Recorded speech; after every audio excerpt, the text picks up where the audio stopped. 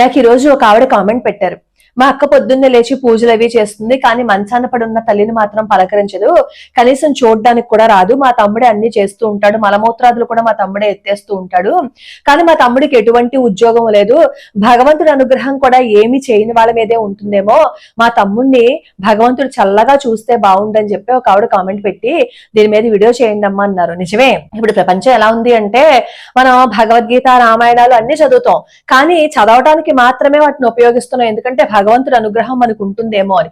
కానీ ఎదురుగుండా భగవత్ స్వరూపులైన తల్లిదండ్రులను వదిలేస్తున్నాం. అలా వదిలేసి మనం ఎన్ని భగవద్గీతలు చదివితే మాత్రం ఉపయోగమే ఉంది, ఎన్ని రామాయణాలు చదివితే మాత్రం ఉపయోగమే ఉంది, అందులో ఉన్నవి మన జీవితంలోకి అప్లై చేసుకోకుండా చదివి అక్కడ పెట్టేసి నాకు పుణ్యం వచ్చేస్తుంది అని అనుకుంటే అది చాలా పొరపాటు. మనకి ఎదురుగుండా కనపడుతున్న తల్లిదండ్రుల్ని పూజించకుండా మనం ఏం చేసినా ఉపయోగం లేదు. అవి చేస్తూ భగవంతుడి పాదాలు పట్టుకుంటే భగవంతుడి అనుగ్రహం అప్పుడు ఉంటుంది.